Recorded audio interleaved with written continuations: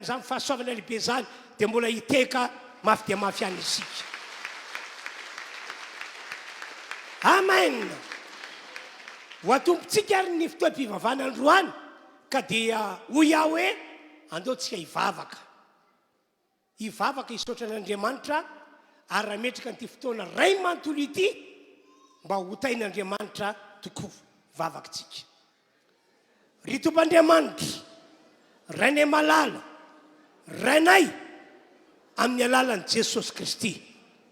Misaotra ny amin'izao tompon'andro havelomana nomenao anay izao. Ary mbola misaotra ihany koa ny amin'ny fitantananao anay ka afaka miaraka manompo anao Andriamanitra izahay androany ato amin'ity trano ity na any amin'ny tanàna sy ny tokantrano misy anay isam-batan'olonany. Apetraka eo am-pelantananao avokoa ary ny zavatra rehetra Andriamanitra ka dia fahasoavana anampy fahasoavana ny fiainanay androany ka dia misaotra ray malala amin'ny anaran'i Jesosy. Amen. Raisitsika mpitsakanana ny mpitarika fiderana amin'ity androandroany ity ka dia aoka entantsika arak'izay fanentanana ataony antsika na hideran'Andriamanitra isika, natao amintsika mba hitsaoka an'Andriamanitra, natao amin'ny isika mba hiakoka eo ny atrean'Andriamanitra. Hoe mpitsakanana no andraisantsika ny kipa mpitarika fiderana zay ato aorianako ato.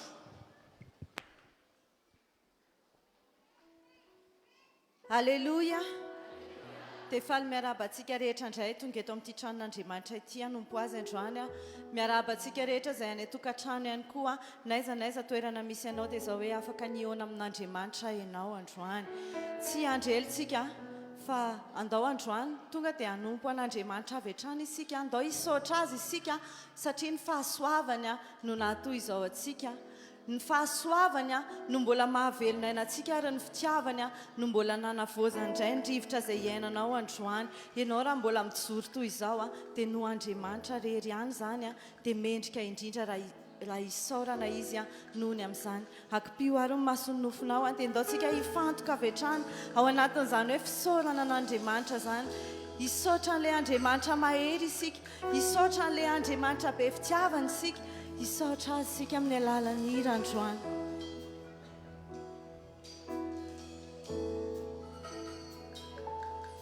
Rehefa mihevitra ny fahatsarana sy ny fisianao isana,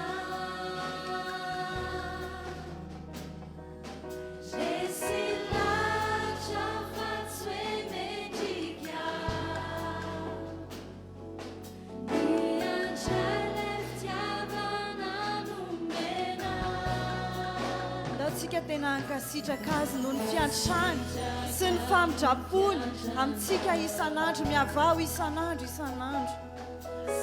Ny famindrapona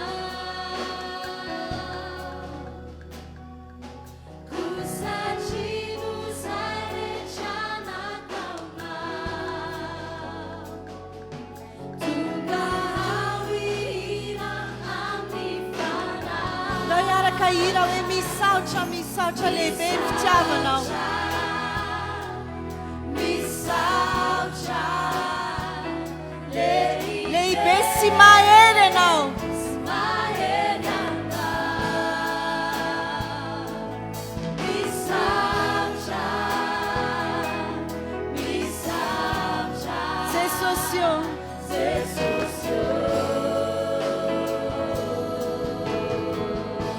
Tokoa moa zahay Jesosy ny ankohaka eo anatrehanao. Iza moa zahay no afaka hideranao nefa nomenao an'izany tombontsoa lehibe izany zahay Jesosy.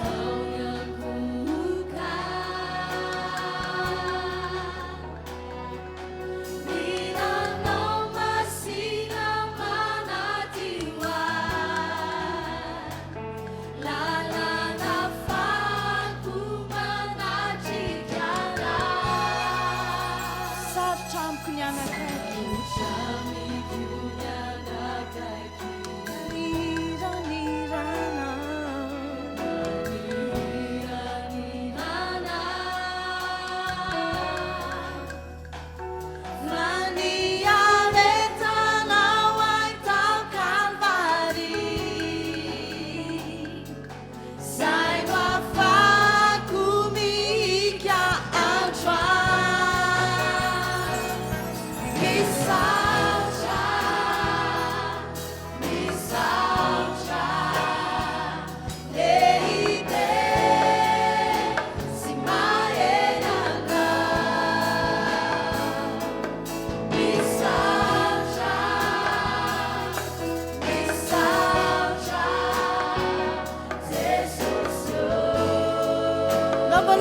misaotra ny jesosy antsika satria lehibe sy mahery izy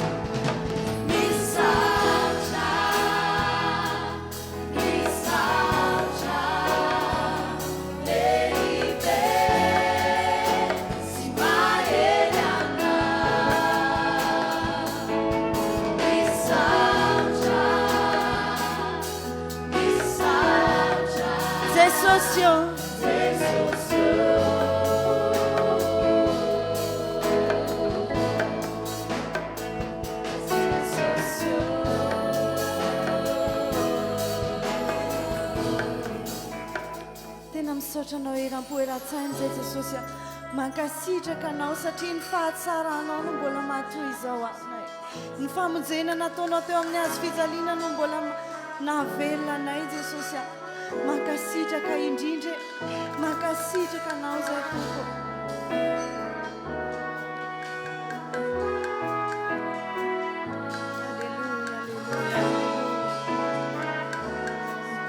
mbola olazainay hoe tsisy toanao Sisi tuana bevuninaicha lepanamisa zandridry ianao andriamanitra o tsisy toanao be voninahitra ianao amen amen ataonao aminay zany androany ataonao aminay zany androany asehoanao aminay zany androany Sisi tuana bevuninaicha panasishana Navala vetsika ihany hoe tsisy toanao be voninahitra Naicha lepanamisa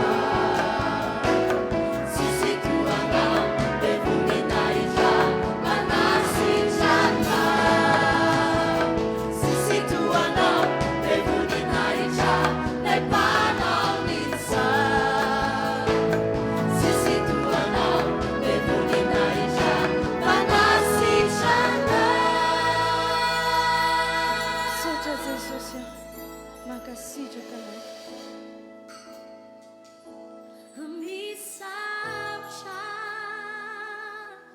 Misaucha lehibe si maheriana amen Misaucha resa misaoranay zany jesosy io Misaucha Jesosio anandrape zay rehetra androany hoe misaotra jesosy io Misaucha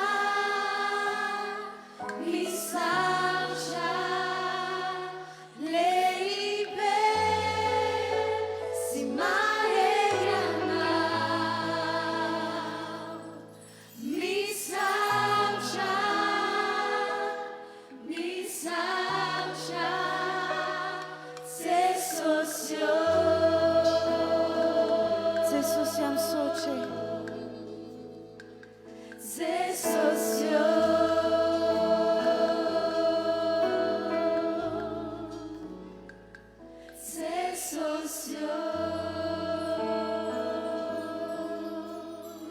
ndreto zahay jesosy eto anatrehanao tonga hitady anao tonga hideranao tonga iankohaka eo anatrehan'le fahalehibiazanao zahay jesosy hitsaoka anao eto zahay androany dia raisy zay fitsofana atolotra ianao eto androany satria mendrika an'izany ianao le andriamanitra ianao jesosy le nafoniainao anay ianao no deranay mandrakizay jesosy aoka ny fonao tena hitsoka an'andriamanitra aoka ny fonao tena ho feny fiderana azy androany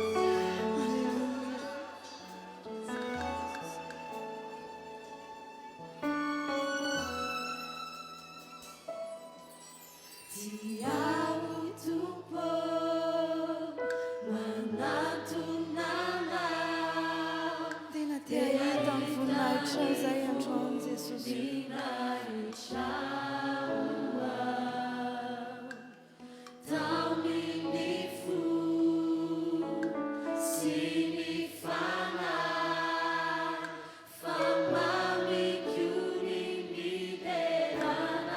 tia ho tompo manatona anao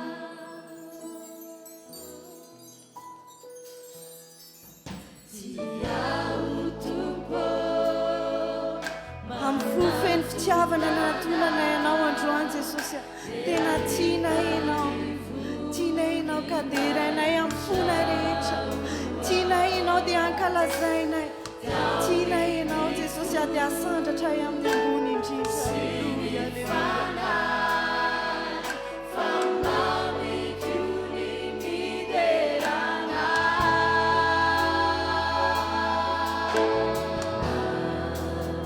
Sakasika androany satria Andriamanitra avo indrindra izy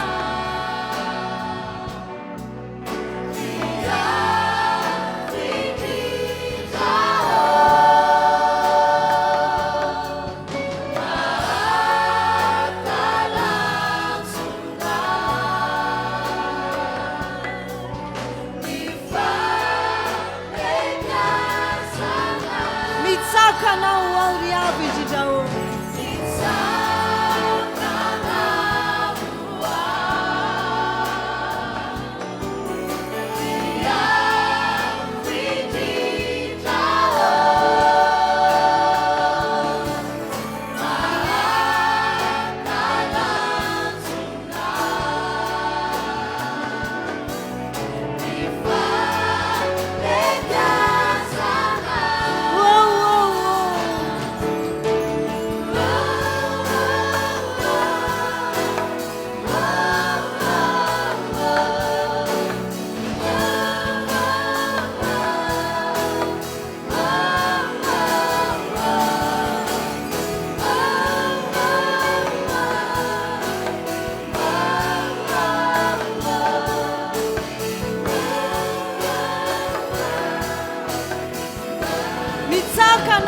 ry avo indrindra o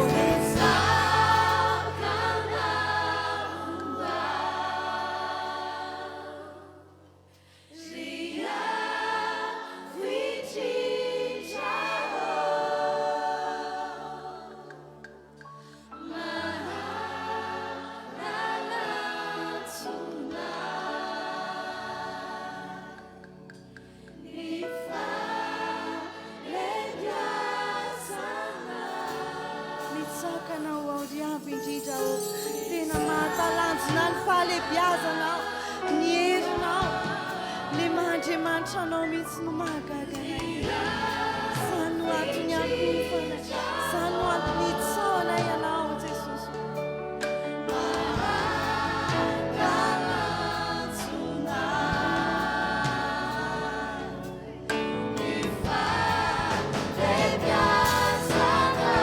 itsakanao ao ry avo indrindra o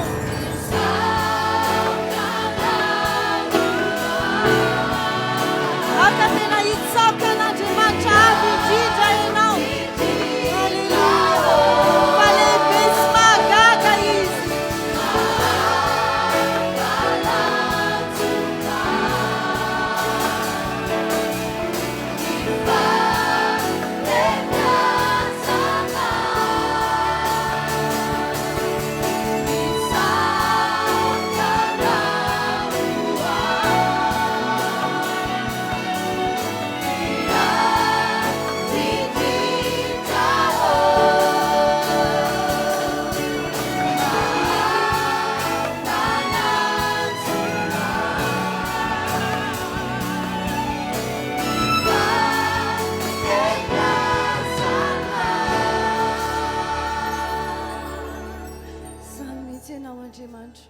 lehibe ianao zao rehetra hita amin'ny masonay izao Jesosy zao rehetra jerena izao Jesosy dia noforoninao avokoa izany rehetra izany ary izany izay rehetra hita sy izay rehetra noforoninao dia mitoro ny voninahitrao ka androany izay tonga iankohaka eto anatrehan'ilay fahalebiazanao tonga tena iankohaka eto anatrehanao anetry ny tenanay amin'ny kely indrindra izahay androany Andriamanitra mba hisandratanao ary mandrakizay ny fiandriananao Tompo tsy misy nitohanao tsy misy eo alohanao ary tsy misy ao arinanao fa ianao rery any lay izy hatrizay ka ho mandrakizay lay mendrika ny fiankohofana tsara indrindra tena iankohaka eo anatrehanao izay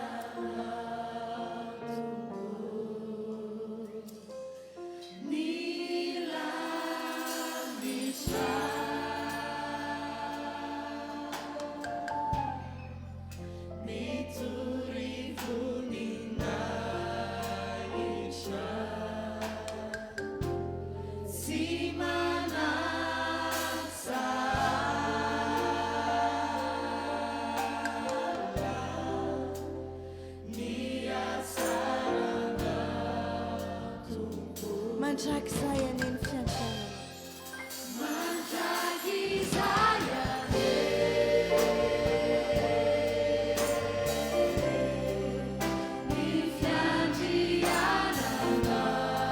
miondrika eto anatrehanao andriamanitra miondrika eo anatrehan'ny fiandriananao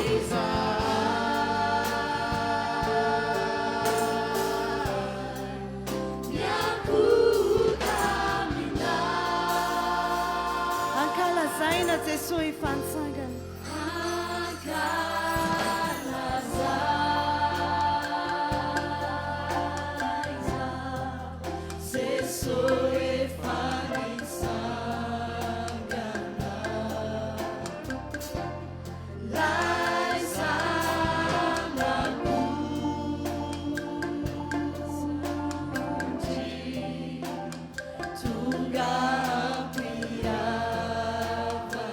mandrakizay aneny fiandriananao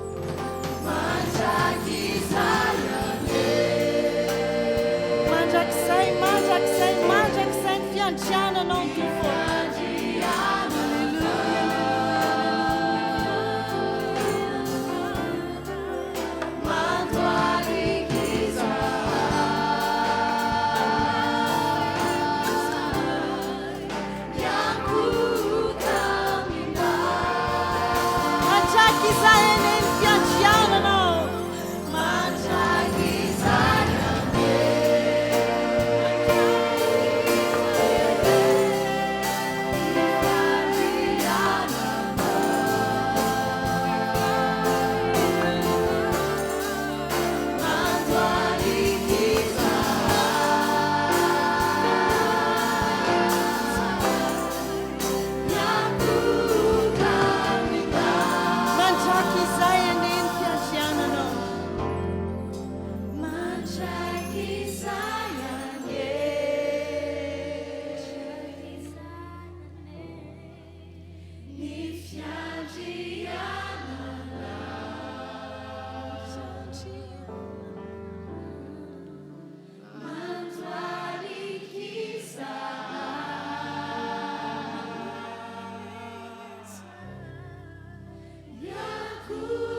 tompo mbola hitohira hoe mandrakizay aneny fiandriananao ny mpidera eto aloha kosa dia tena iankohaka eo anatrehan'Andriamanitra ao anatin'izany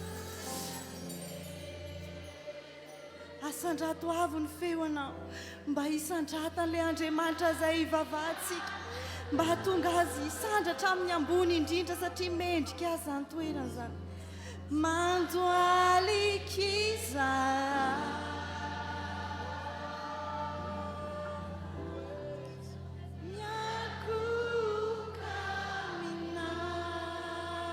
da mbola veritsika ihany hoe mandrakizay aneny fiandriananao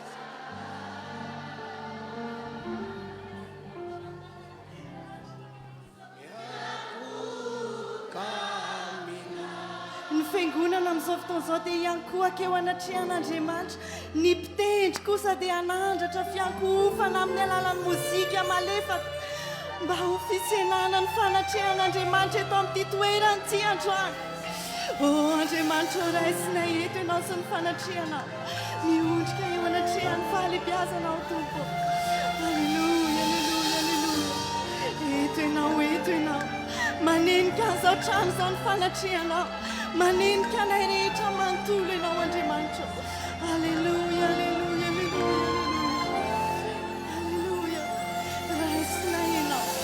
raisina ianao Andriamanitra raisina eto ianao androany miondrika eo anatrehan'ny fahalebiazanao Andriamanitra ianao ilay izy atr'izay ka ho mandrakizay miondrika eo anatrehan'ilay fahalebiazanao miondrika eo anatrehan'ilay Andriamanitra velanao izahay alleluia alleluia alleluia alleluia alleluia eto ny fanatrehanao Andriamanitra eto ny fanatrehanao alleluia alleluia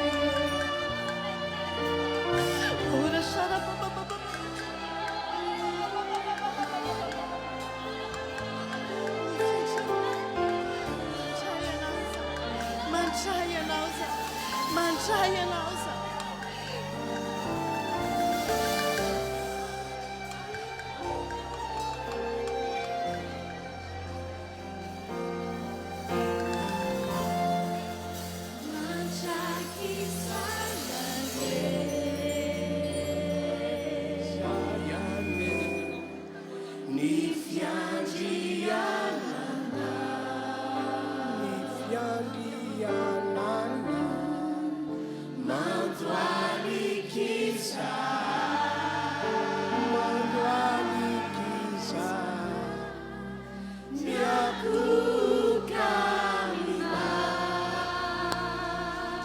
mandraky izay aneny fiandriananao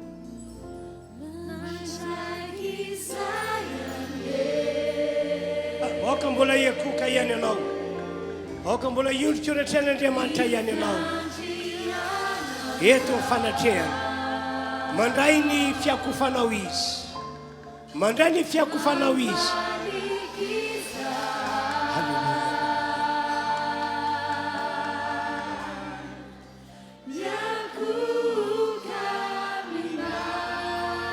mangina isika apetrao eo amin'ny finotananao tompo tompo tonga eo anoloanao zahay tonga eo anatrehanao zahay ka dia manamafy fa miakoka eo anatrehanao zahay miondrika eo anatrehanao satria Andriamanitra mendrika iakofana ianao anao zahay Andriamanitra anao hatramin'ny farany izahay tsy ala aminao mihitsy izahay ary mintsy matoky izahay fa tsy andalo fotsiny ity fotoanandroany ity zay rehetra mandray anjara amin'ny fitsofana amin'ny fiakofana eo anatrehanao dia ahita ny voninahitrao androany ahita ny herinao Andriamanitra lehibe miasa tsy takatry ny sainay ho ataonao zany Andriamanitra ho ataonao zany ho ataonao zany miterana ho Andriamanitro fa lehibe ianao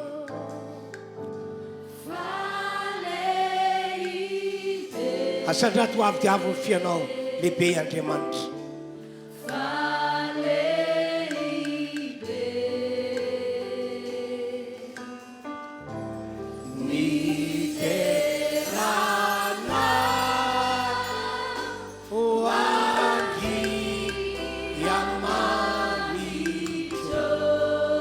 lehibe ianao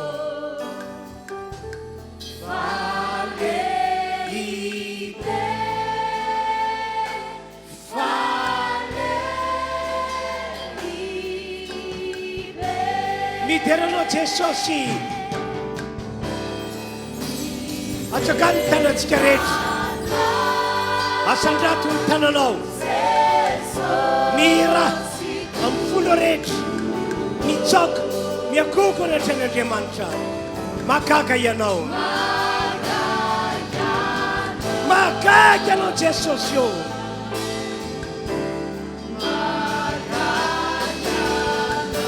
amen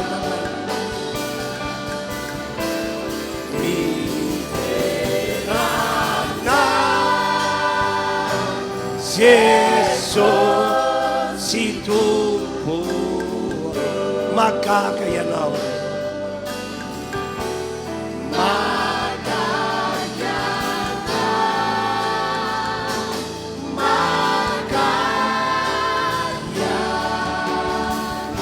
miterana falay masina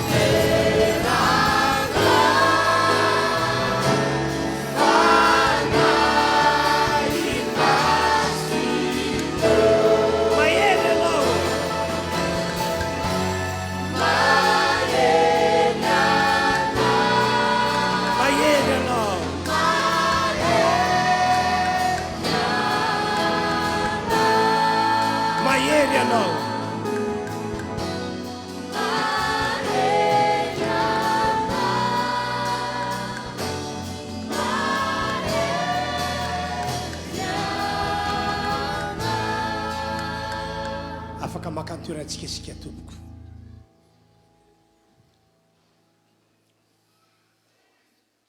Misaotra an'Andriamanitra isika fa amin'ity fotoam-pivavahana iarahantsika manotrona ity dia miaraka amintsika io Jesosy. Ahoana ho Jesosy?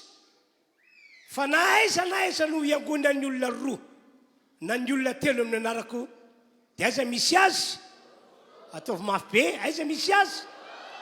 Eto afovoany izy. Sambaritsika. Fa tsy tsika samitsika ihany ny eto, fa miaraka amintsika eto ny Andriamanitsika. Ho fisaorantsika azy dia andao hiteka mirevidrevitra ho an'Andriamanitra isika tompoko. Alleluia! Ometsika toerana ihany koa reto mpitarika fiderany reto a. Afatra roa samihafa no entiko ho antsika fiangonana amin'ity androany ity. Afatra roa samihafa ho iaho, kanefa afatra tena mifampiankina. Noho izany manentana antsika rehetrarehetra aho mba angilatsofina tsara, indrindrindrindra ny andray an'ilay afatra amin'ny folo manontolo. Fa tiako milaza vaovao mafaly fa ny rehetra amintsika eto, raha mandray tsara ilay afatra ianao dia ahita ny voninahitr'Andriamanitra, ahita n'Andriamanitra miasa, satria araka ny efa nambarako taminareo miaraka amintsika i Jesosy. Andao mbola hiteka ihany tsika ho an'Andriamanitra. Ny afatra voalohany dia ity. Sokafin'ny Baiboly ao amin'ny bokin'ny Jaona toko 7:20.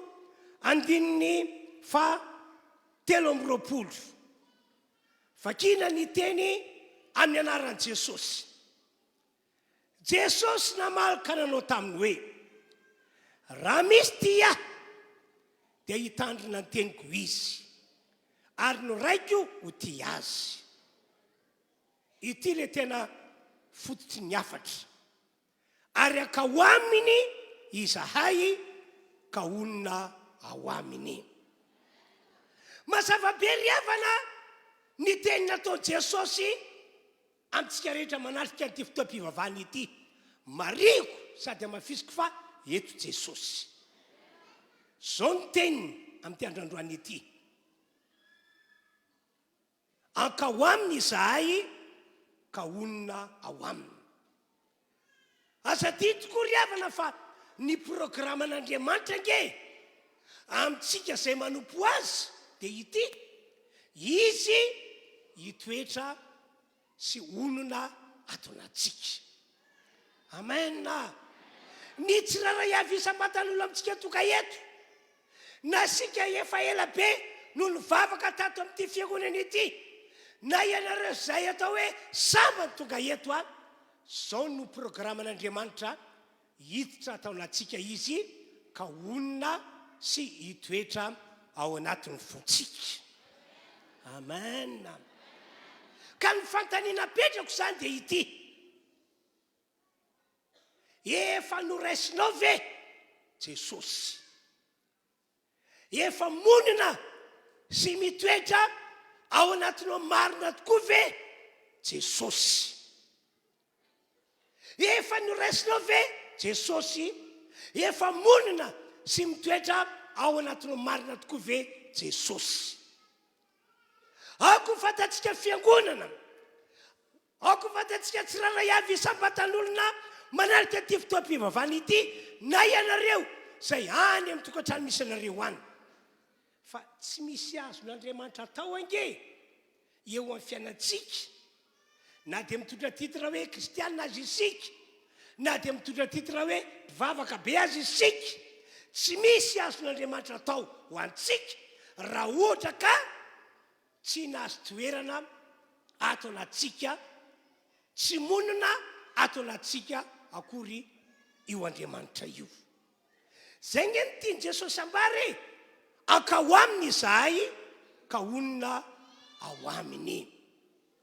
Ry fiangonana, ry havana malala manarika ty fotoam-pivavahana ity, mila manana an Jesosy monina sy mitoetra ao anatinao ianao. Tsy mikonty ny titre na ny etikety milaza hoe efa kristianina aho, efa mpivavaka aho, na tozao sy tozao ny momba. Tsy misy mikonty izany, tsy misy maratsy an'izany, fa tsy mikonty zany eo ny atrehan'Andriamanitra. Fa ny lehibe amin'ny Andriamanitra dia hoe efa niraisinao ve izy, efa monina sy mitoetra ao anatinao marina tokoa ve Jesosy. Tsy zany mantsy fa ny olona tahaka izany ihany, zany hoe ny olona zay efa nandray a Jesosy, zay efa manana Jesosy monina sy mitoetra ao anatiny ihany ny olona eken'Andriamanitra ny iaraka aminy mandrakizay any amin'ilay fiainana mandrakizay. Fa ny ankoatran'izany dia miandry azy ny fahaverezana mandrakizay any amin'ny fariafo sy solofara. Ahoana ho Jesosy? Tsy efa iainareo ve ny teniny? Antoka efa kiny Jaona 4:20, andiny voalohany sy ny faharoa ary ny fahatelo. Vakina amin'ny anara Jesosy ilay teny, arao tsara ke? Zao ny teniny, ato amin'ny écran no amakiko azy. Sa malahelo ny fonareo. Mino an'Andriamanitra ianareo ary mino ihany koa. Zany mantsy fa nisy fotoana Jesosy niteny tamin'ireo mpianatra hoe za io andeha. Andeha za io. Dia nalahelo be mihitsy ny mpianatra. Tena nalahelo. Ohatrany hoe zava-baovao am'izany, tapoka be am'izany, dia ho Jesosy. Za malahelo ny fonareo. Mino an'Andriamanitra ianareo ary mino ihany koa ianareo. Andininy faharoa. Ao ohatran'ny raiko ao Jesosy. Misy fitoerana maro be tsy tambo isaina. Raha tsy zany, andao toizantsika ihany ny famakinana teny, dia efa nilasa taminareo ao. Fa raha andeha amboatra fitoerana ho anareo ao, ary andeha amboatra fitoerana ho anareo ao, dia ho avy indray ka ndray anareo any amiko, ka izay toerako no toeranareo koa. Andeha namboatra fitoerana ho anareo ao Jesosy. Vita zany toerana namboariko anareo zany, dia hiverina indray aho kahaka anareo, ka ny amin'izay misy no misy anareo ihany koa. Amen. Amen. Ry havana malala toka eto, ny sitrapon'Andriamanitra, zay rehetra nino an Jesosy, zay rehetra nandray an Jesosy, zay rehetra manana an Jesosy monina sy mitoetra ho aminy, dia nataon'Andriamanitra hiaraka aminy mandrakizay any amin'izay misy an Jesosy. Engany ka zato isan-jato amintsika dia ho tafita ho amin'izany toerana namboarin'i Jesosy zany. Halleluja. Halleluja.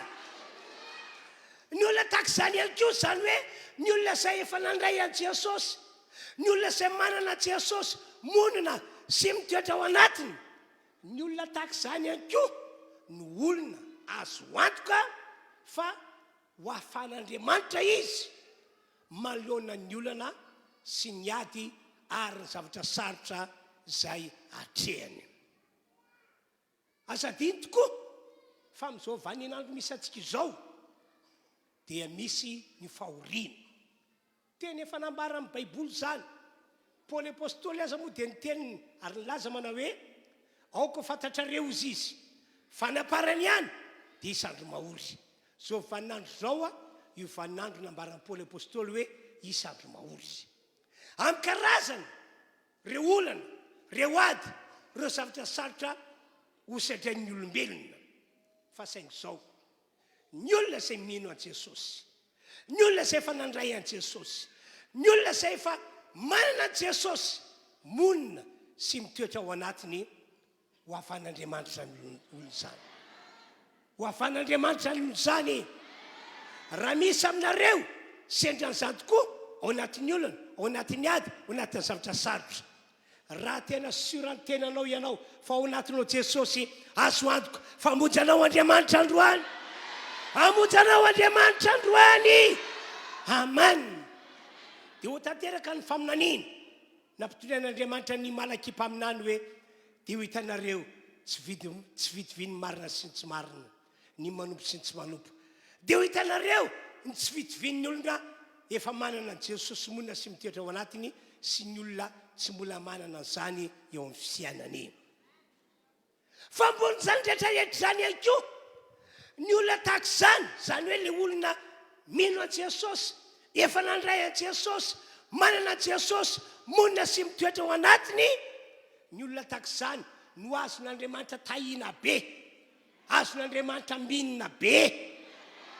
Ilay teny nataon'Andriamanitra tamin'ny Abrahama mihitsy no tian'Andriamanitra ho amarinina amin'ny fiainana. Tsy zany mantsy fa nisy fotoana Andriamanitra nanao fianianana lobava tamin'ny Abrahama.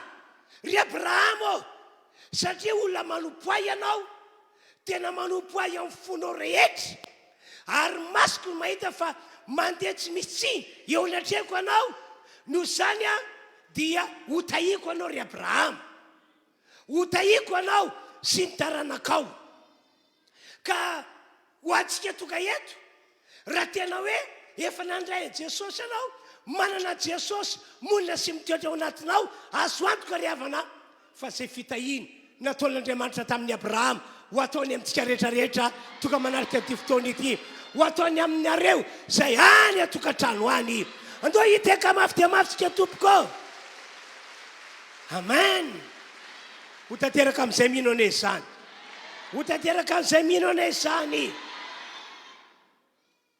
Noho izany miantso antsika fiangonana toka eto ao sy anareo izay manaraka zao fotoam-pivavahana izao any amin'ny tokantrano misy anareo any miantso antsika rehetra ao, samy tompoko mamantatra ny fiainany, samy tompoko mamantatra ny momba azy.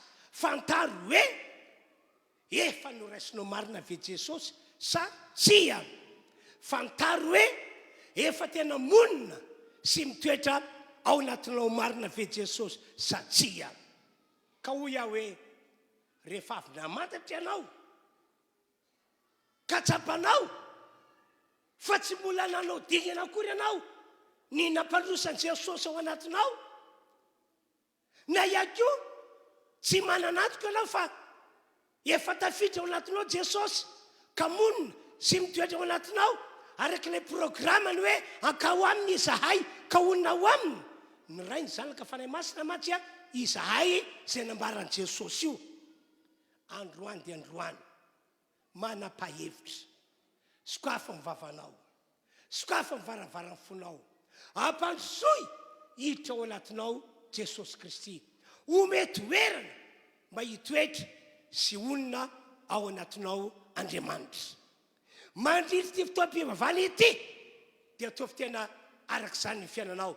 Vita ty fotoam-pivavahana ity, andehody ianao ho any an-tanàna misy anao ianao, naiza naiza mety hoe ahitananao, isan'andro san'andro ataovy mananantoka ianao fa efa mitoetra sy monina ao anatinao Jesosy. Amen. Ary ity misy zavatra anankiray atoroko anareo. Misy famantarana amantaranao hoe efa nasy toerana ary monina sy mitoetra ao anatinao tokoa Jesosy. Misy famantarana io toy ny zavatra rehetra. Tsy izy rehetra milaza ny tenanao kristianina, tsy izy rehetra milaza ny tenanao mpivavaka dia manana Jesosy monina sy mitoetra ao anatiny, fa misy famantarana io. Ary ny famantarana lehibe indrindra dia ianao afaka mifahotana.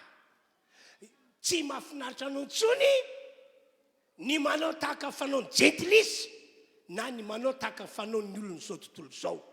Averiko indray hoe ny famantarana vandravandra be indrindra rehefa nandray an Jesosy ianao, rehefa manana Jesosy ao anatinao ianao afaka mifahotana, ary tsy mahafinaritra anao intsony ny miaina tahaka ny fiainan'ny gentilisa na ny miaina tahaka ny fiainan'ny olona zao tontolo zao. Misy fomba fiteniko izay manao hoe rehefa nandray an Jesosy ianao, na hoe rehefa manana an Jesosy monina sy mitoetra ao anatinao dia lasa vita grefy ao am Jesosy ianao vitako refy tsy afa fatakandreny paiso gasy reny io le paiso gasy ny fototra fakany dia fakan'le paiso gasy no any ambanin'ny tany io le vatakazo paiso gasy fa saika rehefa natao grefy izy dia tsy voana paiso gasy intsony no mivoaka ao fa vaovao ary zay mihitsy le fiainana tian'Andriamanitra amarinina eo aminao rehefa nandray an Jesosy ianao rehefa manana Jesosy monina sy mitoetra ao anatinao ianao tanteraka le tena ataon'ny Paoly Korintana 4:5 vakiny amin'ny anaran'i Jesosy zay teny zay koa raha misy olona ao amin'ny Kristy raha misy olona efa manana Kristy monina sy mitoetra ao anatiny zao ny toan'ilay teny dia olona vaovao izy olom-baovao izy efa lasa ny zavatra taloha efa lasa le tantara-pahotana taloha efa lasa le tantara ratsy teo aloha indreo efa tonga vaovao avokoa ireo amen amen raha mafisana ihany koa zay teny zay dia zao ny vo hitan'ny olona ety ivelany amin'ny alalanao dia tsy vo ratsy intsony tsy vo zay avy amin'ny divoly intsony fa vo avy any an-danitra vo avy amin'Andriamanitra vo avy amin'ny Jesosy engane ka zato isanjato amintsika toka eto dia tsapa ny famarinana zany hoe efa nandray an Jesosy tokoa ianao efa manana an Jesosy monina sy mitoetra ao anatinao ianao ary voapirofo amin'ny alalan'ny fiainanao vaovao ka le fiainana jentilisa teo aloha tsy mahafinaritra anao tsony na le fiainana zao tontolo zao ngiainanao teo aloha tsy afinaritra anao tsony ho tanteraka amin'ny tsiarehetra an'izany ho tanteraka amin'ny tsiarehetra an'izany ho tanteraka amin'ny tsiarehetra an'izany dia iverenako indray le teny nambarako tiare aloha rehefa nandray an Jesosy ianao rehefa manana an Jesosy monina sy mitoetra ao anatinao ianao dia azo antoka riavana fa eken'Andriamanitra miaraka amin'ny mandrakizay any an-danitra ianao amen ataoko fa tsika rehetrarehetra zao dia maniry fatratra ny ho tonga sy matsara any amin'izay misy an Jesosy ratry zay ka mandao aty-tany ety fa koatran'izany ihany koa mandritra fahavelomana eto ambody tany ety azo antoka fa ho tahina tahaka ny Abrahama ianao ho ambindra tahaka ny Abrahama ianao ataoko angamba fa zany no irintsika fatratra eo amin'ny fiainana hoe Andriamanitra mitsantsehatra dia manoloana ny olana dia monjy anao izy manoloana ny ady ampandresanao izy manoloana ny zavatra sarotra dia any amvonina any aminao izy ary mandritra ny fahavelomanao dia ataoko fa irintsika rehetra hoe ho tahina ianao raha miditra ny trano ho tahina ianao raha vaoky ny trano ny antoka ho iaho ny antoka ho amin'izany ianao efa nandray an Jesosy ianao manana an Jesosy monina sy mitoetra ao anatinao zay zany tompoko ny afatra voalohany ka dia anjaranao ny mandika ny mombanao rehetra efa noraisinao ve Jesosy satria efa monina sy mitoetra ao anatinao ve Jesosy satria raha ohatra ka tsy mbola mananatoko ianao androany dia androany ihany aza mangatakandro aza miandry rapitso aza miandry faraparany taona fa androany dia androany ihany efa mandodona varavaran'ny fonao Andriamanitra dia hiditra ao anatinao izy dia onina ao anatinao izy araka tendra ataon'i Jesosy ka ho iaho hoe izy aminareo toka eto samba ny androany ianao no mamonjy aty fotoam-pivavahana ety na mety hoe fandrony na fantelony androany ianao no tena tapa-kevitra ny fonao rehetra fa tena hiverina amin'Andriamanitra anolotra fiainanao an'Andriamanitra anome toerana ny Jesosy ao anatinao satria Andriamanitra mihitsy no maniry fatratra ny hita ao anatinao ny onina ao anatinao aza lavina ny fanirian'Andriamanitra hivavaka ho anareo ao samany ianao toka eto ao na fandrony na fantelony hivavaka ho anareo ao raha misy olona tak'izany mba hatsangano eo ny tanana afaky mivavaka ho anao samany tonga eto na fandrony na fantelony ianareo manangatanandreny angatako mandroso ety anoloana zany mandroso ety anoloana dia hivavaka ho anareo ao mandroso ety anoloana eto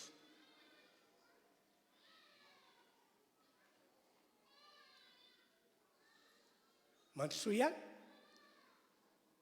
todika ty tompoko todika ty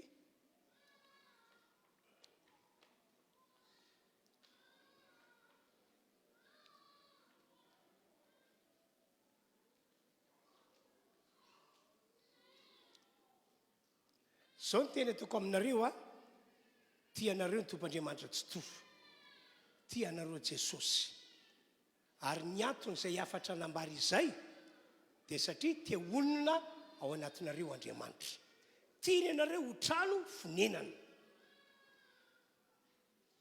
noho zany misaoran'Andriamanitra ny amin'izany fahasoavana lehibe nomen'Andriamanitra anareo zany apetrao eo amin'ny fonareo ny tanana fa hivavaka ao tompandriamanitra la izy hatrizay ka ho mandrakizay ny famindraponao ane ho amin'reto olona izay nitsangana manoloany reto ary androany izy raisy ho isan'ny olonao raisy ho isan'ny zanakao raisy ho isan'ireo olona ekenao hiditra ao amin'ilay fiainana mandrakizay miaraka amin'i Jesosy rehefa mandao an'ity tany ity izy ary amin'ny anaran'i Jesosy ny fanandro zao tontolo zao izay nanajamba ny maso fanandreto miala tanteraka tsy mahavita mission ka mbola anajamba ny reto olony reto intsony ny fanahy fiamorana fanahy mampiverin-dalana miala amin'ny anaran'i Jesosy ihany koa miala amin'ny anaran'i Jesosy toerinay ianareo rehefa naratsy ka tsy maintsy miala amin'reto olondreto misaotranao Andriamanitra fa raisinao an-tanana fiainan'reto olondreto raisinao adidy izy ka ho amarinonao fa olonao izy reto ka ho avanao amin'izao vaninandro diavana izao misaotra tompo amin'ny anaran'i Jesosy amen samy mamonjy ny toeran'ny tompoko tsika rehetra kosa saotra n'Andriamanitra amin'ny alalany tehaka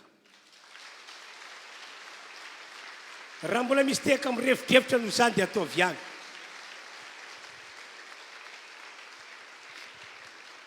ny afatra faharoa indray dia ity ino tsara ny teny nataon'i Jesosy vakiana Jaona 1:15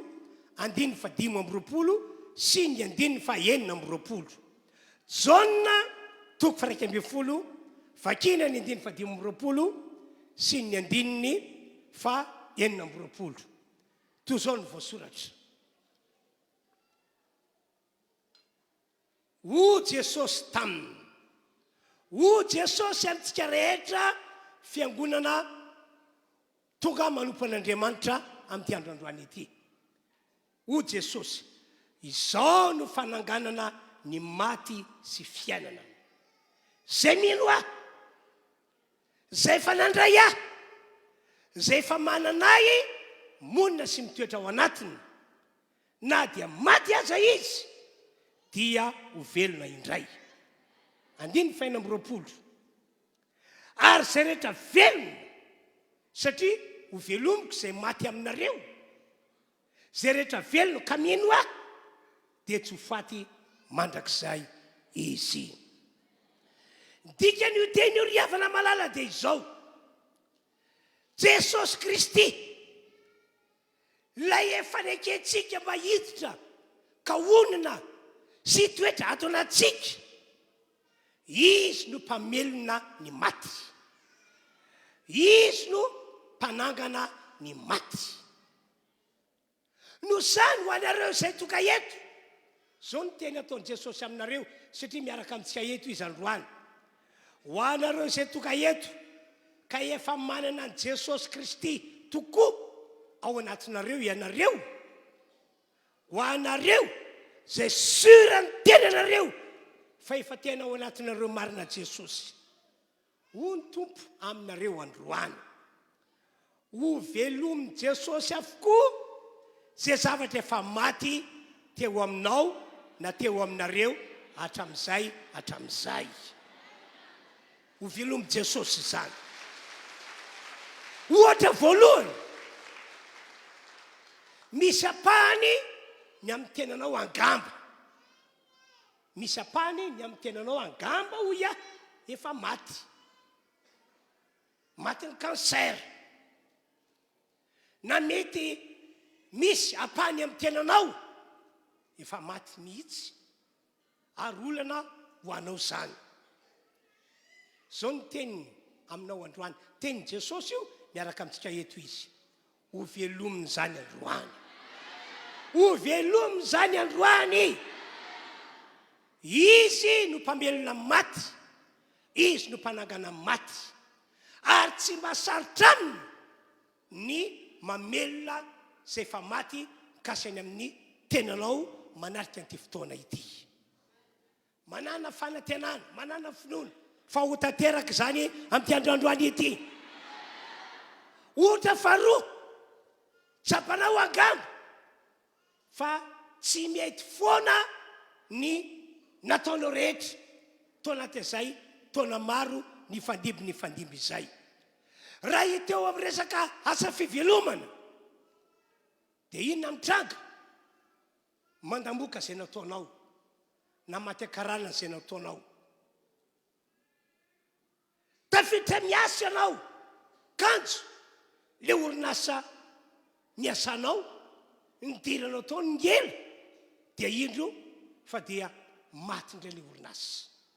Dia ohatr'izany foana angamba ny fiainanao tao anatin'izay taona maro izay. Androany ny vaovao mafaly asain'Andriamanitra entiko ho anareo dia ho velomina io asa famelomanao tena zay maty lava io. Ho velomina izany amin'ity androandroany ity tompoko, satria izy Jesosy no mpamelona ny maty. Izy Jesosy no mpanangana ny maty. Averiko fakinandra le teny. Sokafo kely ry teknisianina jauna toko faraika ambin'ny folo andivo fadimy amby roapolo.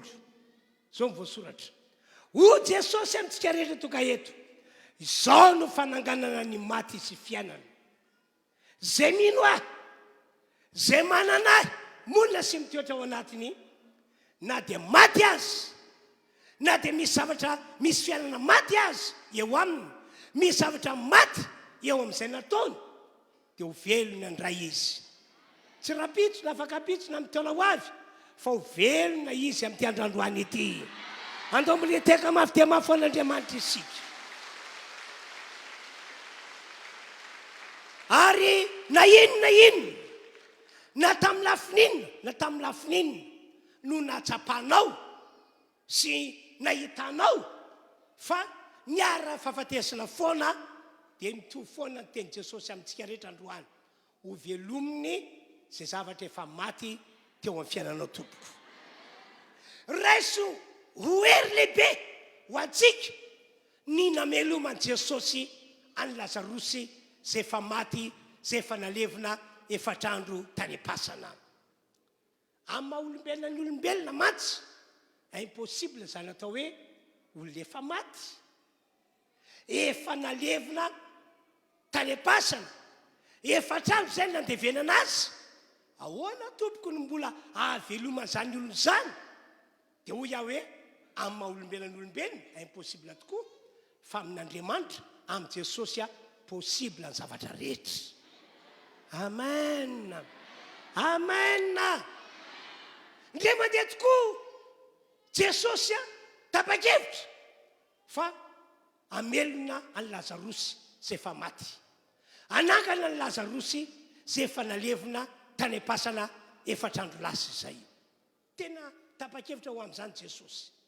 Normal satria Lazarosy angeka naman Jesosy sakazan'i Jesosy e tsika rehetrarehetra tonga eto ihany koa dia tsy afataka izany no Jesosy atao anatsika dia an'Andriamanitra isika ka normalina be raha tapa-kevitra ihany koa Jesosy tahaka ny fara-pakevitra ny raisiny hoe ho velomiko Lazarosy ho atsakako amin'ny maty Lazarosy dia ho velominy ianao velominy izay maty teo amin'ny fiainanao dia rehefa tonga tany amin'ny fasana nandevenana any Lazarosy Jesosy niaraka tamin'ny anabavany maty niaraka tamin'ny reo mpianatra niaraka tamin'ny vahoaka tao tanàna dia ho Jesosy esoriny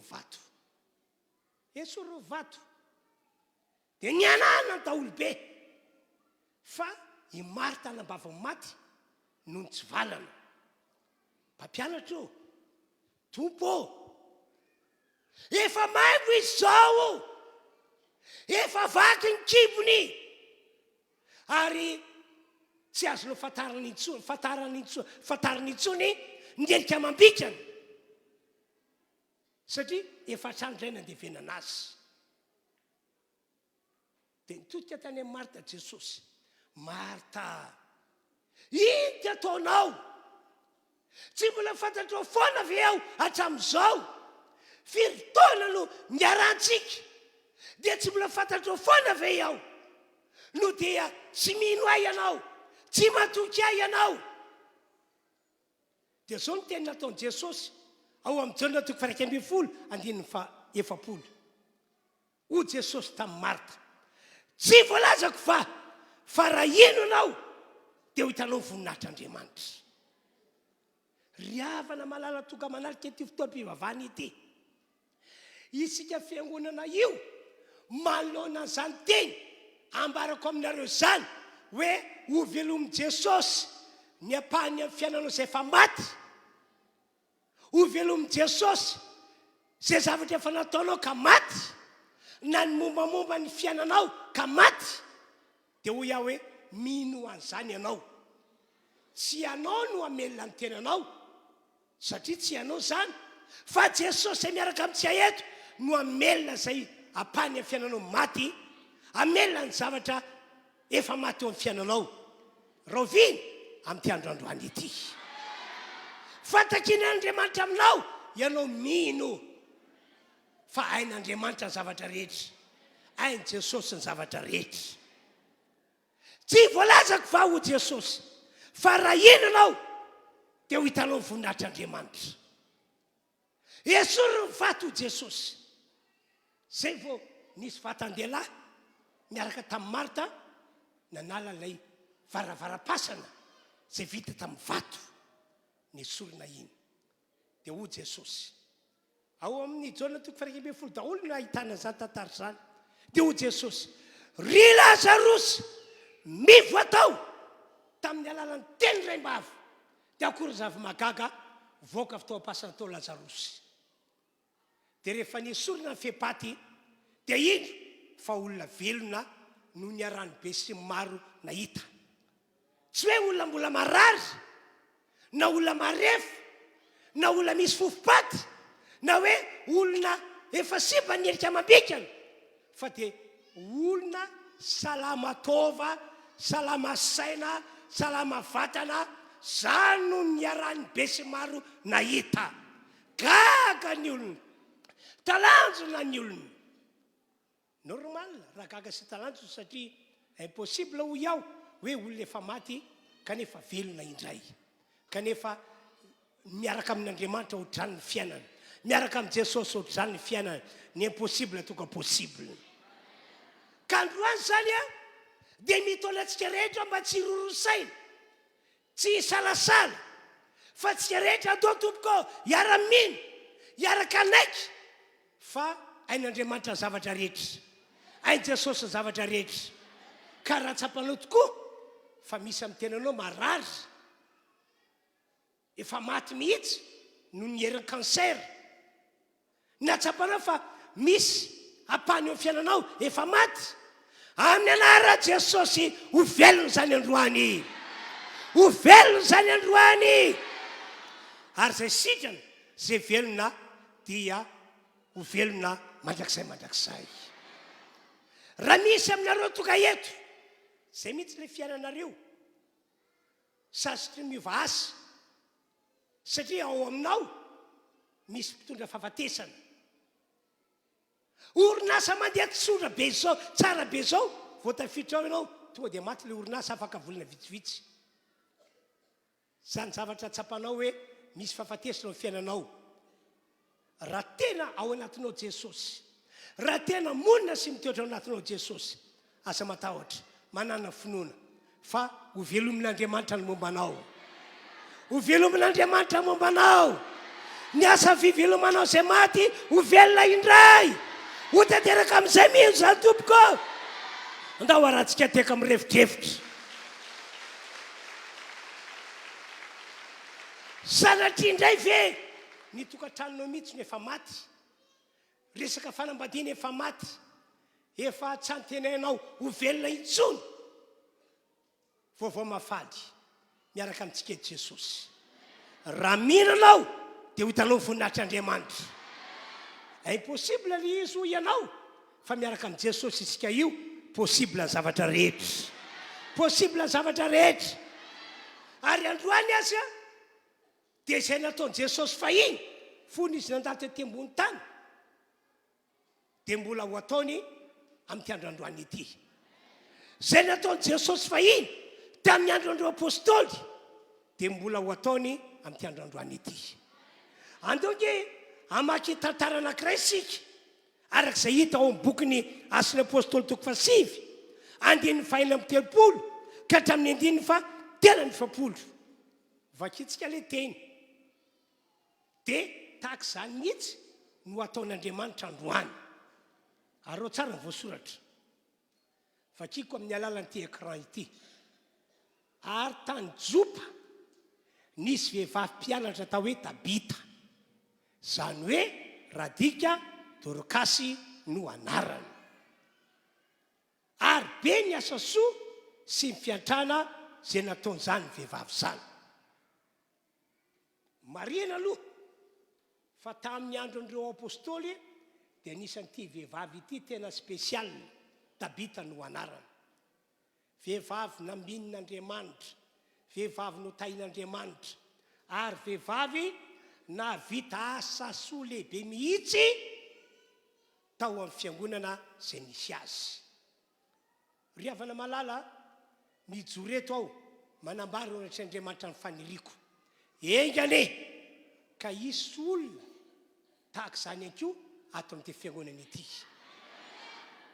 rehefa tahin'Andriamanitra be ianao rehefa nambin'Andriamanitra be ianao rehefa nataon'Andriamanitra nanana ny ampy ianao vitan'Andriamanitra mantsy nitondranao amin'izany dia mijoroy ianao ho isandry olona mba hampanao asa soa ihany koa mba havita be amin'ny asa soa ato amin'ny fiangonan'Andriamanitra amen isane zany olo izany tsy fantatro iza aminareo zany olo izany tsika rehetra manangan-tanana io ve amin'ny anaran'i Jesosy ho ataon'Andriamanitra aminao anay izany ho ataon'Andriamanitra aminao anay izany asio teka mirevidrevitra tompoko toizantsika indray le teny andiny fa fito amin'ny 30 ary narary izy tamin'izany andro zany ka dia maty fomba fiainana hoe na dia mpanao asa soa olona tena nampiasain'Andriamanitra be dia mety hoe marary izy dia ny fiafarany mety hoe maty izy dia io narary Tabita tamin'ny farany maty izy dia toizantsika ny teny rehefa nampandrona ny faty dia napetrany tao amin'ny trano ambony tao zany nataony fiandrasapaty andiny fa 30 ary satria lida tsy lavitra ny jopa ary ny mpianatra nandre fefa tonga tao an-tanàna Petera dia naniraka orolahy ny mpianatra angataka amin'ny Petera hoe aza misalasala angaty aminay dia nitsanga amin'ny Petera ka nandeha niaraka taminy ary no tonga izy dia nety ny olona tany an-trano ambony ary ny mpitondra tena rehetra nitsangana teo anilana ka nitomany sady nampiseho ny akanjo sy ny lamba zay nozairy ny dorokasy fony vavelony. Nitomany reo mpitondra teny zay nanaovany Tabita na nanaovany dorokasy asa soa, asa fanasoavana. Nitomany ndreto zao ny akanjo nyzairiny ho anay, ndreto ny lamba nyzairiny ho anay. De toy izantsika ny famakina teny ary navoaka ny Petera avokoa izy rehetra. Andonareo mivoaka ny varavarana aloha safa tompoko, andonareo mivoaka ny varavarana. De toy izy ny famakina teny, de nandoaliky Petera ka nivavaka, nandoaliky Petera ka nivavaka. Ary nitodika nanarika ny faty izy ka nanao hoe Ritabita mitsangana, Ritabita mitsangana. De nahiratry Petera ny masony. Ary raha vao nahita ny Petera izy de niarina aingana le maty. Andiny faraiky mifapolo. Ary Petera nanolotana azy ka nanangana azy hoe tsangany ianao. Ary efa niatsy ny olona masina sy mitondra tena Petera de nanolotra azy velona teo anatreny be sy maro. Andiny ny farany. Ary de fantatry eran'ny jopa izany ka maro no nin'ny tompo. Tamin'ny fotoan'andro nandalovan'i Jesosy tety ambony tany, maromaro ihany reo olona zay nandalovana fahafatesana fa novelomin'i Jesosy. Nisy lehilahy anankiray zay maty tanana, maty ny tanan'iny, tsy mandrena inona intsony, fa novelomin'i Jesosy le tanana de velona. Nisy olona andehandevina ny zanany-tokana, nifanena tamin'i Jesosy teny ampandevenana ry zareo. De nitendren'i Jesosy ny ravorona, stop ozy ho Jesosy. De notendren'i Jesosy lay filanjana ny razana. De akory zavamagaga, Talata kony ho Jesosy, hoy aho aminao razazavavy miarena. Niaraka tamin'izay velona le zazy, velona le olona maty. Le tantarako taminareo farany teo mikasy any amin'ny Lazarosy, 4 andro efa nalevina tany am-pasana. Ho Jesosy, ry Lazarosy mivoa, de mivoaka tao am-pasana ny maty, velona somatsara. Ity indray tamin'ny alala Petera, tamin'ny alala mpanompon'Andriamanitra tao hoe Petera, no netiny Jesosy namelona maty de velona maty. Androany eto Jesosy. Ny tenako izay mijoro, mitory ny ten'Andriamanitra mpiara-miasa amin'ny Jesosy. Efa voasoratra zany, ahoana ho Paoly, mpiara-miasa amin'Andriamanitra izahay. Hivavaka ho anareo zany amin'ny androandroany ity, ary amin'ny alalan'ny vavaka izay ataoko no iasan'ny herin'Andriamanitra tsy to, herin'Andriamanitra magaga amelona izay maty eo amin'ny fiainanareo. Na inona maty teo aminareo, ho velominy zany androany amin'ny alalan'ny vavaka izay ataoko. Ho anareo izay mindroaka atako mba hiteka amin'ny revitrevitra, hiteka faran'izay mafy be mihitsy izy. Jesosy, Jesosy, tia anay, momba anay, mandrakizay, sady zany ve, sady zany ve. Alleluia. Ka inona avy reo zavatra tsapanao fa maty teo amin'ny fiainanao na teo amin'izay zavatra nataonao. Manana finoana fa raha mino anao dia ny masonao mihitsy no ahita ny voninahitran'Andriamanitra. Ianao mihitsy no atsapa fa no velomin'Andriamanitra izay maty teo aminao. Alleluia, alleluia. Tamin'ny herinandro-bony iny tsy teto aho fa nitory-teny tamin'iny faritra Sabotsy namena iny. Saorany Andriamanitra fa maro be tamin'ireo olona nanatrika tao no sitrana. Anisy vehivavy anankiray raha ny fahazahoako ny teniny dia fa tsy antenainy intsony ny momba azy fa nisavitra efa maty tao anatin'ny tao. Fa taoriana vavaka niala le fanentanana, niala le zavatra raha tsy tsapany hoe toy ny efa maty, ary dia nijory vavolombelona izy fa tena sitrana somatsara. Zay nataon'Andriamanitra tany ho ataony amin'ny tsirena toka eto androany. Amen. Ary ity mampahery a eto Jesosy niasy ma tsy mba makatakandro hoe ay zany nambara amin'ny pastera anareo hoe velomiko zay maty eo aminareo. Eny tompoko ho Jesosy ho velomiko tokoa zay maty fa miala tsiny fa aloha rapitso fa mbola heritreritra na aloha amin'ny herinandro fa mbola takizao tsia eto Jesosy na aiza na aiza no iangona n'olona roa na telo amin'ny anarako dia ofovoany aho. Eto izy efa pare anamarina zany tena ambarako izany, anamarina amin'ny alalan'ny vavaka zay ataoko. Ka dia hoy aho hoe apetrao eo amin'ny fonao ny tananao azy, apetrao ny fonao ny tananao, anao vavaka ho anareo ao. Andriamanitra misaotra ary makasitraka anao indrindra amin'ny anaran'i Jesosy fa mpanomponao androany dia afaka manao vavaka fifolana ho an'ny fiangonanao. Fantatro fa tianao ny daholobe, tianao ny rehetra tahaka ilay zanak'Adala efa nani fa zay hiverina aminao kosa. Andray anao Jesosy, onona sy toetra ho aminy dia ho raisinao izy. Ina nataonao tamin'ilay zanak'Adala? Nomenao peratra izy, nomenao fitafiana vaovao izy, nanaovanao fety be izy. Tahaka izany ane ny olona rehetra tonga eto tsy misy lavinao na dia anankiray azy.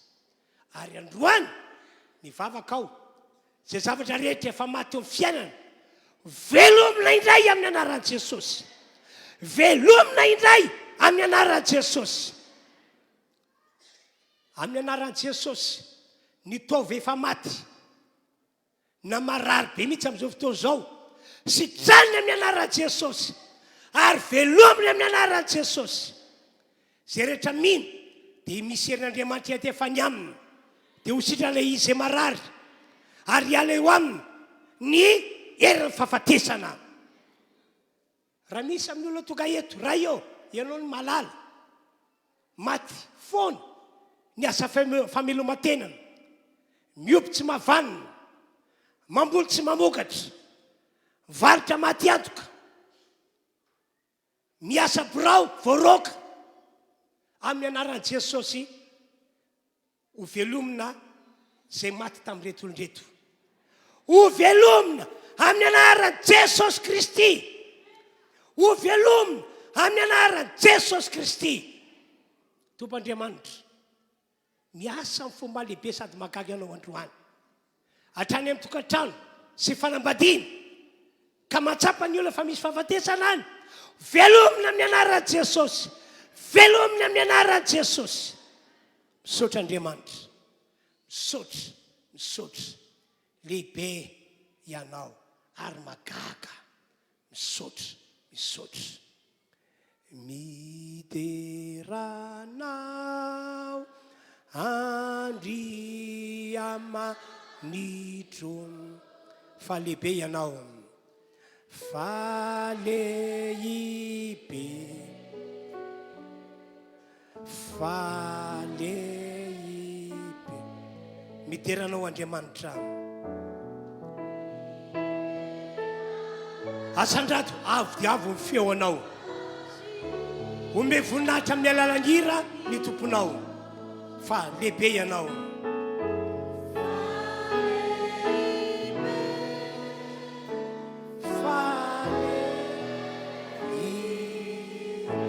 Mideranao Jesosy,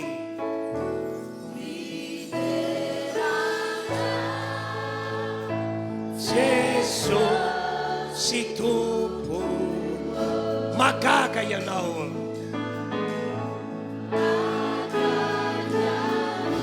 mahagaga ianao. Amen.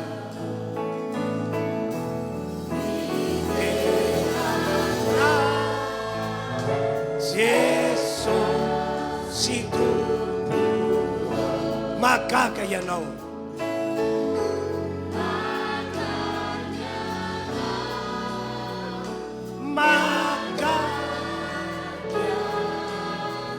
miterana fanay masina sady atsakatsika tanatsika afofahoan'andriamanitra tananao mahery anao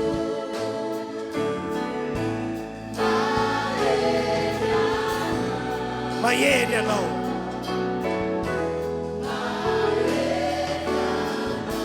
amen amen ikeranda fana imasino mahery anao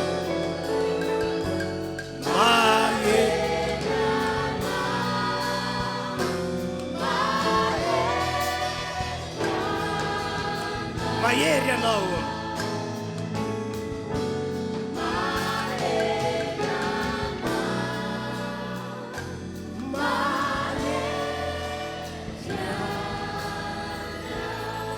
manginy isika ary mbola apetrao eo fonao ihany tananao Andriamanitro fahasoavana lehibe ho anay fiangonana ty androandroany ity ary fahasoavana lehibe ho anay ninandreny ny afatrao teo fa mila manana an Jesosy monina sy mitoetra mandrakarivo ato anatinay zahay ary saorany anao fa zay rehetra maty teo aminay dia velominao tokoa velominao amin'ny fomba magaga ary zay rehetra mino androany dia nandray ny fahatatiaran'izany izy ka dia misaotra sy makasitraka ary mame vonatra anao izahay Andriamanitra amin'ny anaran'i Jesosy amen deo tsy rehetra mbola hiaraka etehaka fametsam-boninahitra an'Andriamanitra alleluia ny ataniko amintsika izy amintsika tonga eto izy narary tsapanao fa nisy aretina ratsy to amin'ny tenanao zao no zao azonao tsapaina ny aretinao eo nanahoana fa ny tompo dia manasitrana ary mamelona maty ka tsara omem-boninahitra Andriamanitra zay sitrana mila manankatanana izy fa misy voninahitra an'Andriamanitra misy vitsivitsy aminareo manankatanana hatrany arina hatray ty aloha saorana tompo fa angamba ny orintsika mitsoro vavolombelona na manatona ianareo tantara ny zavatra lehibe nataon'Andriamanitra taminareo amen na ny voninahitra dia ho an'ny tompo andeontsika aloha amin'izao fotoana zao roso hitondra ny fanatsitra dia porifoy fa mino anao mino ny voalasan'ny baiboly ka matokanao hitondra ny ampahafolo-karena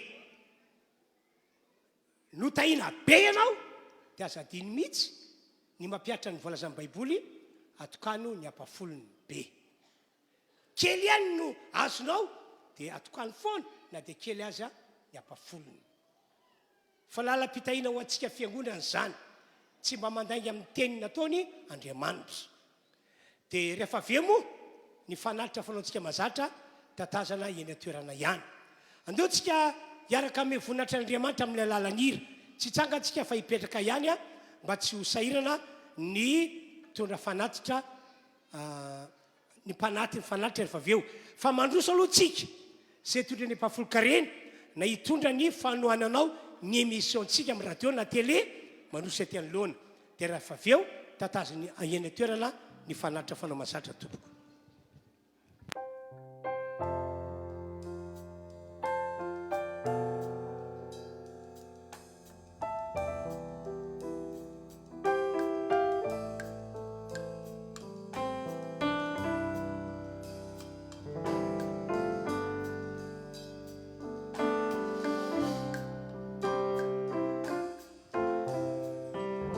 Jai Andronya Ude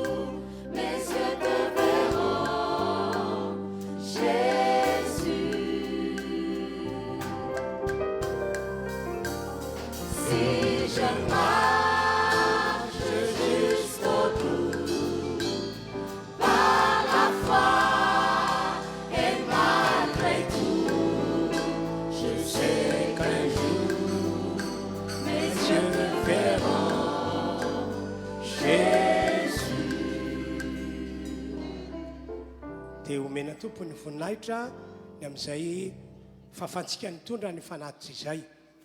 Dia ity zany misy filazana anankiray amafisiko amintsika.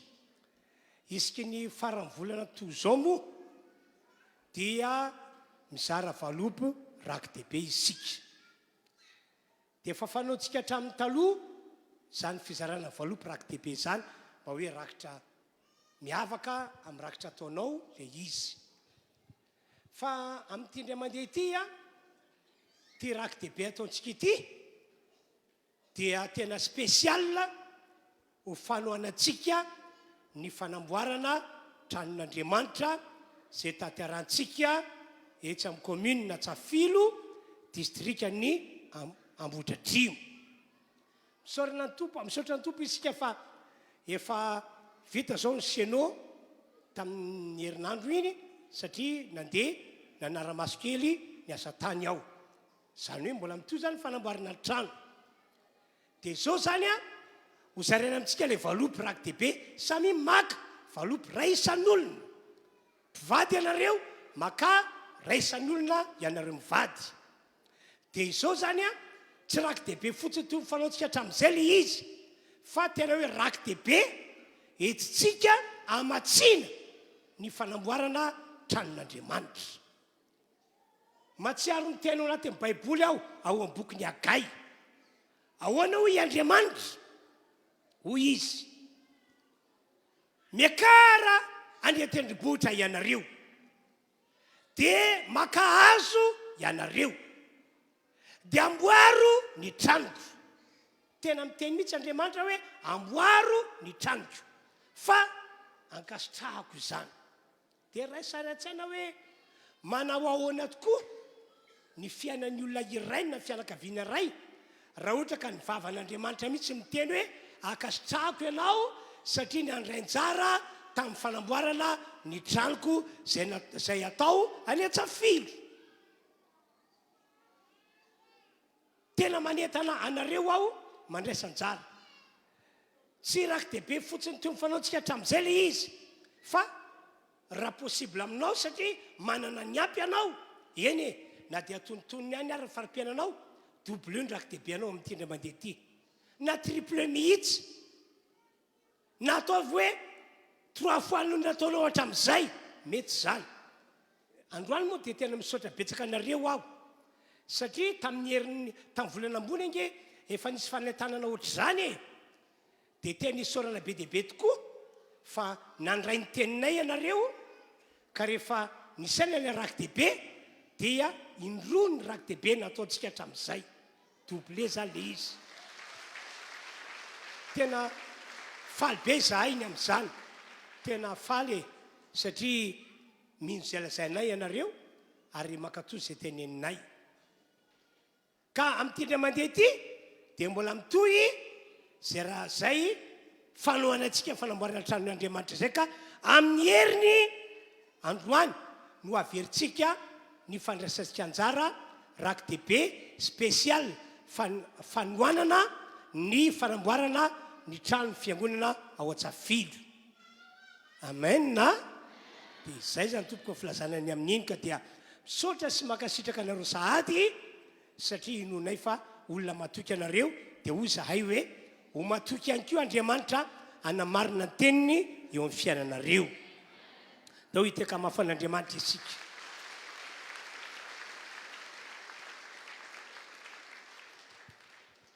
Dia eno indray ty filazana manaraka ataoko ity. Ny farantaona raika amin'ny 30 volana Desambra dia mitombe asabotsy. Dia ny pitsoniny Alahady 1 volana Janoary taona 2024. Noho zany amin'ity indray mandeha ity amin'izao farantaona izao dia tsy manao réveillon isika. Tsy manao réveillon, tsy manao fety ho famaranana ny taona isika. Ny tiako hotsinjovina amin'izany dia ny Alahady 1 volana Janoary taona 2024. Zany matsy fa ohatrany tsy mety amin'ny eritreritro ny hoe voamendony ny taona voamendony ny alahady voalohany volana janoary dia efa tsy hamonjy fotoam-pivavahana ianao satria reraka mafy no lay fiaretatory nataony faraika amin'ny tepolo ny volana desambra dia mba hisoroana an'izay a dia tsy misy any réveillon-tsika amin'ny tetony ity fa ny fotoana ataontsika lehibe indrindra dia ny alahady voalohany volana janoary taona 2024 izy io zany a dia misy fidirana amin'ny enin'ora misy fidirana amin'ny valora misy fidirana amin'ny folora ka fa le fidirana amin'ny folora sy amin'ny roora iny tsy misy dia no zany anjarantsika mandamina programme hoe izy am'ireo no mivonjianao amin'ny enina samy valo samy folo dia mitolakandro kosa ianao a mandeha mamangy fianakaviana manao ny adidy mamangy ray aman-dreny fa io maraina io kosa tena ataovy izay atongavanao eto tsy hoe vao manompoka ny taona dia fa absent ianao tsy tonga e fa ataovy izay atongavanao eto zay zany no filazana lehibe apetrako amintsika rehetra dia ilazao ny namanao ilazao ny olo-patatrao rehetra amen dia amin'io alahady voalohany volana janoary io amin'ny enin'ora maraina na amin'ny valora maraina na amin'ny folora maraina dia misy ny fotsofan-drano ny zaza ka ianareo izay mananjanaka tokony hotsofina rano amin'ny tendra mandeha ity zany a reo zaza latsika ny telo taona no atolotra mba hotsofina rano amin'ny fiandohan'ny taona io ka ianareo izay mananjanaka hotsofin-drano dia misoratra anarana ao amin'ny madamy lala ianareo tsy androany akory misoratra anarana fa amin'ny heriny ianareo no misoratra anarana zany hoe mila mandinika tsara aloha ianareo mieritreritra tsara reo vady hoe amin'io andro io tokoa ve no an'liorantsika ny zanakatsika mba hotsofina rano dia amin'ny heriny ianareo no misoratra anarana dia avy eo ianareo manamafy aniny fisoratana anarana iny ny alahady manaraka amafisina hoe efa soratra anarana zahay dia tonga ny alahady manaraka dia amafisinao le izy hoe tena hotsofina rano tokoa ny zanakay dia ny alahady krismasy dia mbola amafisinao ihany hoe tena hotsofina rano ny zanakay voasoratra hoe ny anarany zanakay fa raha ohatra ka tsy manamafy ianao dia ho ray eny zany hoe hotsipihana tsy hoisan'ireo zaza hotsofina rano zanakao ny ato matsy a betsaka amintsika no misoratra anarana kanefa rehefa tena tonga le fotoana tsy tonga ianao mitondra zanakao nefa voafetra ihany zaza hotsofina rano amin'io andro io fa tsy nyrehetra akory voafetra ihany dia mampalahelo be misy namanao tokony hotsofina rano ny zanany fa saingy tsisy plasy intsony dia miemotra manaraka indray kanefa ianao izay soratra anarana tsy niseho indray tsy nanapa-kevitra indray dia zay ny aton'ilay hoe mila fanamafisana ny fanoratana ny anarany zanakao fa rehefa tsy manamafy ianao dia namany tsy hotsofina rano zany zanakao zay zany filazana apetrako amintsika fiangonana ka dia matoky ny faindrena ananantsika ny tenako alleloia alleloia ny voninahitra dia ho an'Andriamanitra irery any andaontsika mbola anao hira anankiray aloha dia rehefa avy eo a toizako ny filazana zay tokony ho fatatsika rehetra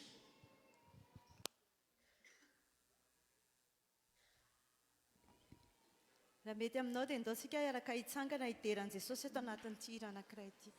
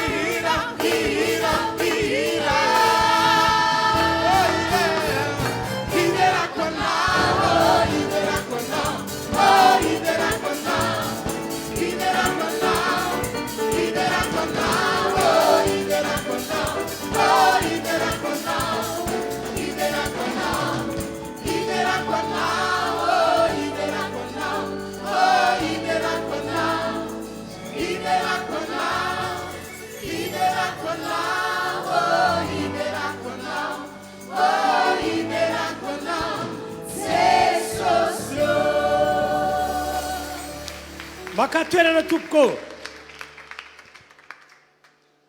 dia ty misy filazana lehibe ihany koa zay ambarako amintsika hifarana ty ny taona manoloana zay indrindra dia rariny tena rariny amin'ny maha-olon'Andriamanitra antsika ny maneho fisaorana sy fakasitrahana an'Andriamanitra tamin'ny zavatra rehetra zay nitranga teo amin'ny fiainantsika na soa na ratsy. Mazava ny fampianaran'ny Baiboly hoy izy misaorana Andriamanitra amin'ny zavatra rehetra fa izany no sitrapon'Andriamanitra ho anareo ao amin'ny Kristy Jesosy. Ka misy fanentanana karazany roa zany ity ambarako ity. Amin'ny Alahady fa 1 ambin'ny 10 volana desambra ho avy zao amin'ny alahady fa 1 volana desambra ho avy zao dia hanao fisaorana lehibe isika eto amin'ity toerana ity aneo fakasitrana an'Andriamanitra isika ka ho anareo rehetra zay nanehoan'Andriamanitra fahasoavana lehibe tamin'ity taona ity zay rehetra efa nandray fahasoavana tamin'ity taona ity dia asaina manokana ho tonga amin'ny alahady fa 1 volana desambra ho avy io araka ny tengo teo hoe mba ny fisaorana sy fakasitrahana an'Andriamanitra dia ilazao daholo ireo olona namantsika olona fantatsika mpanaraka ny fandarantsika amin'ny alalan'ny radio amin'ny alalan'ny télévision amin'ny alalan'ny YouTube na Facebook ka nandray fahasoavana izy ireny dia asao daholo ireo mpiray vodirindra aminao ireo mpiara-miasa aminao hoe andao hiaraka ny fisaorana sy fakasitrahana an'Andriamanitra isika amin'ny alahady fa 1 volana novambra io desambra io dia amin'ny fotoana io hitondra fanaty mpisaorantsika ahoana Davida inona no avaliko an Jehova no soretra nataony tamiko tsy mandry ny sainy hoe tsy vitany mampilolotra fisaoranam-bava fotsiny fa dia hitondra fanaty mpisauranao ho Davida dia ho amin'izany zany tsika rehetra amin'ny alahady io zay ny fanentanana faharoa indray dia ity na iza amintsika tonga eto na reo olom-patatsika namantsika any ivelana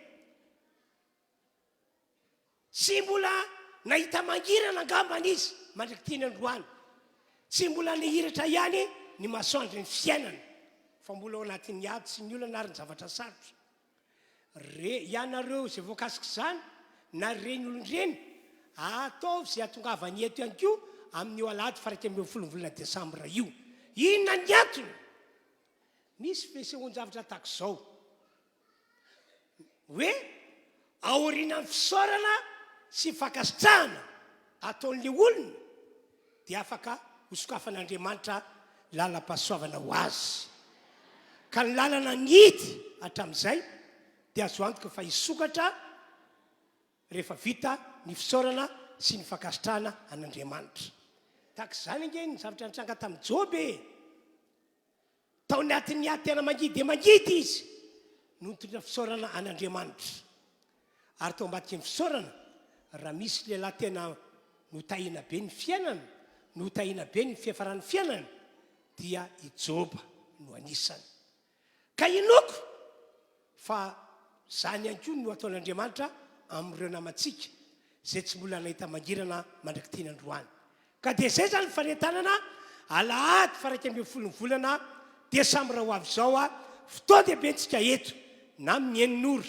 na amin'ny 7 ora na amin'ny 10 ora fisaorana sy fakasitrahana miaraka amin'ny fanaty-pisaorana no ataontsika amin'io ka dia samy miomana ho amin'izany avokoa sika rehetra tompoko fisaorantsika an'Andriamanitra sahady azy dia andao mbola eteka mafy ho an'Andriamanitra isika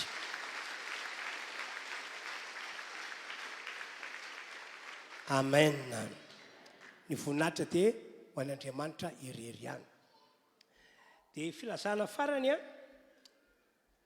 misaotra anareo fiangonana moa tompoko tamin'ny fanohanana nataontsika hatramin'izay ny émissiontsika na amin'ny télé na amin'ny radio tena nanampy be mihitsy ireny ho famonjena ny fanahy olona sy ho fanentanana ny olona mba ho an'Andriamanitra ary ny fanahy vaovontsy tamin'ny alalan'ireny dia tsy ho vity vola akory dia ilay karta etsika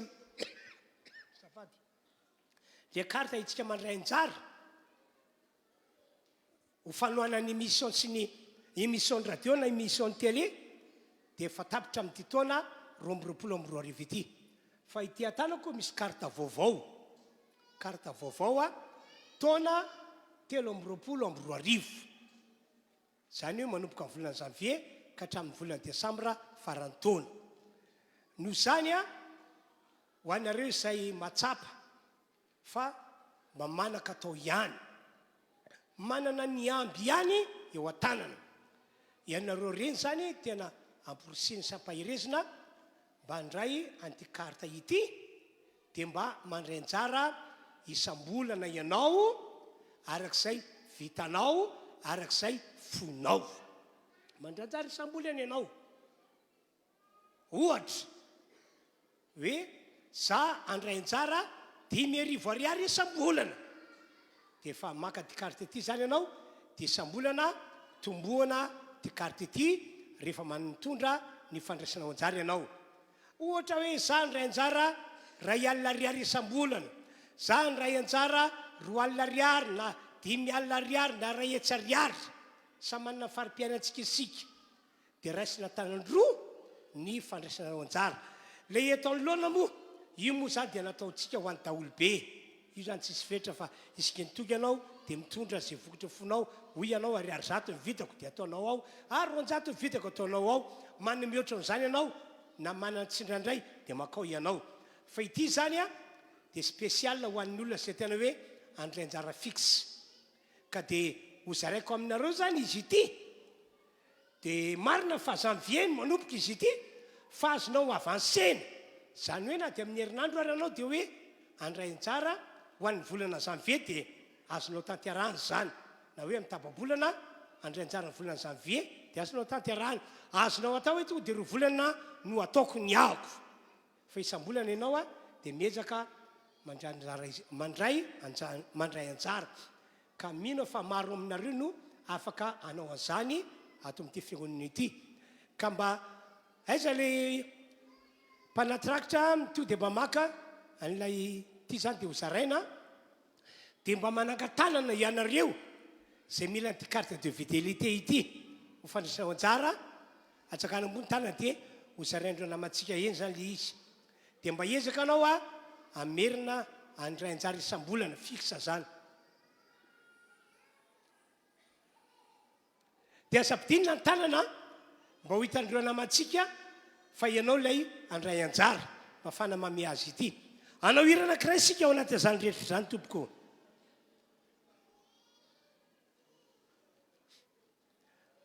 dia maka anyarina ny sasany aminareo a le mizara le anyarina be mihitsy tonga dia any ajakany tanantsika taovy maromaro mihitsika mandray anjara fa fitahinao antsika zany a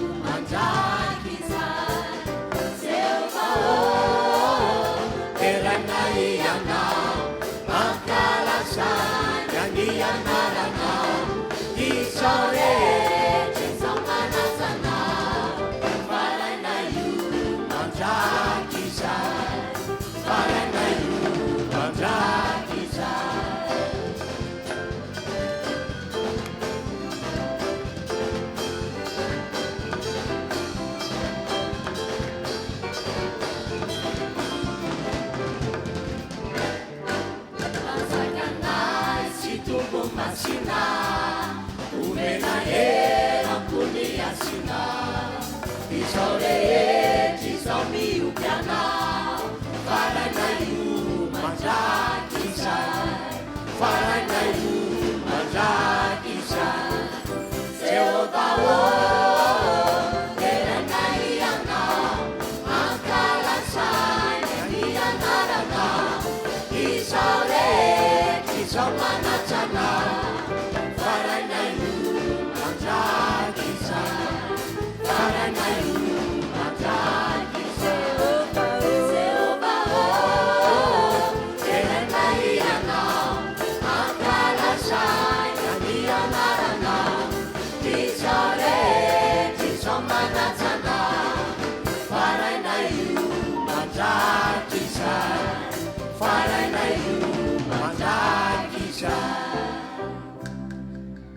faranantsika zany ny fotoam-pivavahana ny tonan'Andriamanitra antsika androany ka dia angatantsika hitsangana tompoko.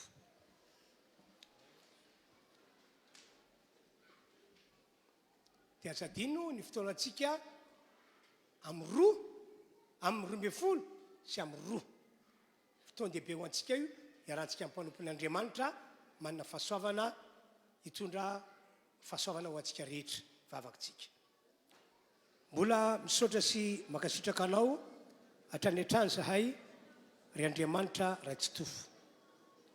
Misaotra ny amin'ny fitantanana tantananao anay, ny amin'ny fitahiana tondranao anay tamin'ity androandroany ity. Ko amin'izao famaranana izao dia mijoro eto amin'ny anaran'i Jesosy aho mitsodrano ny fiangonanao rehetra, amirapiratra amin'izao fiangonana izao ane ny voninahitra ao Andriamanitra, ka ho vavolombelon'ny fisianao sy ny herinao tokoa izao fiangonana izao, ka naiza toerana andianany dia homba azy anao, hitantana azy anao ary ampiseho f'Andriamanitra tia azy anao. Omenanao any dera ny haja ary ny voninahitra anio ampitso mandrakizay amin'ny anaran'i Jesosy. Amen. Dia mirafy isika tompoko.